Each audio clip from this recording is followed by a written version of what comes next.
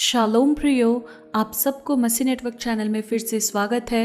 हर साल 1 नवंबर को जीवित और मरे हुए सभी संतों के सम्मान में एक ईसाई त्योहार आयोजित किया जाता है। ऑल सेंट्स डे के नाम से ये जाना जाता है और यह इस विश्वास की पुष्टि करता है कि हमें अपनी प्रार्थनाओं को और अधिक प्रभावी बनाने के लिए संतों से प्रार्थना करना चाहिए। हालांकि क्या बाइबल वास्तव में इस विचार का समर्थन करती है? क्या परमेश्वर लोगों को संतों से प्रार्थना करने के लिए अपनी स्वीकृति की मोहर देते हैं? क्या वास्तव में कोई फर्क पड़ता है संतों से प्रार्थना करने से? इसका उत्तर आज बड़े चर्चों में स्पष्ट रूप से नहीं पढ़ाया जाता। दरअसल ज्यादातर लोग इस सच्चाई से अंधे हैं। दुनिया में अधिकांश ईसाई परमेश्वर की आज्ञा के बजाय मनुष्यों की परंपराओं का पालन करते हैं। आपके लिए संतों से प्रार्थना करने का चौंकाने वाला सच जानने का समय आ गया है। लोग संतों से प्रार्थना क्यों करते हैं? मुझे एक लेख मिला जिसमें समझाया गया था कि कैथोलिक चर्च में संतों से प्रार्थना क्यों करते हैं। उनका दावा है कि संगी मसीहों के साथ हमारा रिश्ता मौत पर नहीं रुकता। जब एक ईसाई की मृत्यु हो जाती है तो उसकी आत्मा स्वर्ग में चली जाती है और पहले ही पूर्ण हो चुकी होती है। चूंकि वे स्वर्ग में सबसे करीब है और वे लगातार परमेश्वर से प्रार्थना करते हैं, तो यह इस प्रकार है कि वे लोग पृथ्वी पर जीवित लोगों के लिए प्रार्थना करने के लिए कहा जा सकता है, क्योंकि वे परमेश्वर के करीब रहते हैं। इस प्रकार सिखाया जाता है और इस विश्वास के अनुयायियों का तर्क है कि वे संतों से प्रार्थना नहीं करते बल्कि संतों के साथ प्रार्थना करते हैं।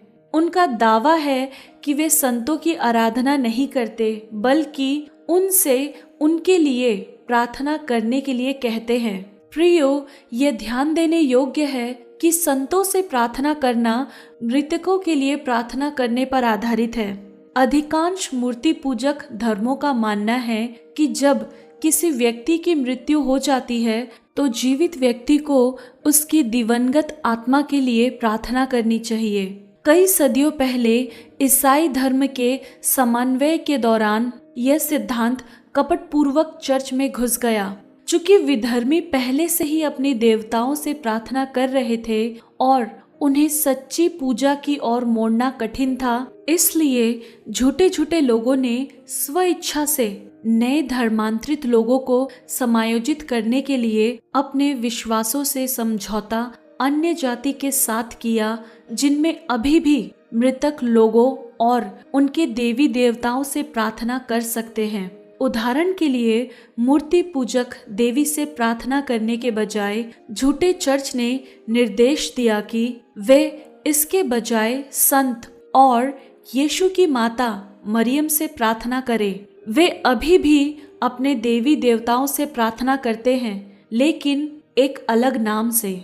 जैसे कि हम देख सकते हैं, संतों से प्रार्थना करना कोई नई शिक्षा नहीं है। इसकी अवधारणा ईसाई युग से बहुत पहले से मजबूत है और अब ये जानने का समय आ गया है कि बाइबल वास्तव में संतों से प्रार्थना करने के बारे में क्या सिखाती है। चौंकाने वाला सच सामने आया है कि हमें संतों से प्रार्थना करना बंद कर देना चाहिए। कारण है वे पहले से ही मर चुके हैं। मरे हुए लोग अब परमेश्वर से प्रार्थना नहीं कर सकते। उन्हें पृथ्वी के मनुष्य के बातों का भी ज्ञान नहीं। बाइबल हमें बताती है, जीविते तो जानते हैं कि वे मरेंगे, लेकिन मरे हुए कुछ नहीं जानते और उनके पास और कोई इनाम नहीं, क्योंकि उनका स्मरण मिट जाता है। यहाँ तक कि सबसे प्रमुख संत में से एक राजा दाऊद भी स्वर्ग में नहीं चढ़े हैं। क्या आप ऐसा नहीं मानते? तो पढ़िए प्रेरितों के काम 2 से 29 से 34 तक। हे भाइयों, मैं तुमसे कुलपिता दाऊद के विषय में खुलकर कहूँ कि वह मरा और दफनाया गया है और उसकी कब्र आज तक हमारे पास है, क्योंकि दाऊद स्वर्ग पर नहीं चढ़ा। यदि ये अविश्वसनीय है तो तब तक प्रतीक्षा करे जब तक कि आप पढ़ ना ले कि यीशु मसीह का क्या कहना है। उन्होंने स्पष्ट रूप से कहा, यदि मैंने तुमसे पृथ्वी की बातें कह दी हैं और तुम विश्वास नहीं करते, तो यदि मैं तुमसे स्वर्गीय बातें कहूँ तो तुम कैसे विश्वास करोगे। कोई स्वर्ग पर नहीं चढ़ा, केवल वही जो स्वर्ग से उतरा, अर्थात मनुष्य का पुत्र जो स्वर्ग में है। क्या आप अभी भी संतों से प्रार्थना करेंगे? यीशु हमारा मसीहा हमें आज्ञा देता है कि जब हम प्रार्थना करें तो हमें स्वर्ग में अपने पिता से प्रार्थना करनी चाहिए। पौलुस यहाँ तक चाहता है कि हम अपने परमेश्वर से प्रार्थना को ऊपर उठाएं।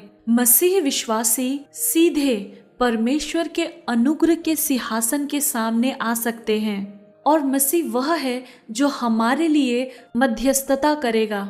यह स्पष्ट है कि हमारे लिए एक मध्यस्थ प्रार्थना करने के लिए है, इसलिए हमें किसी मृतक संत की आवश्यकता नहीं। जब लोग संतों से प्रार्थना करते हैं तो वह उनके चित्रों और मूर्तियों के सामने घुटने टेकते हैं और इस बात का प्रसाद देते हैं कि वह प्रार्थना से अधिक संत की पूजा करते हैं।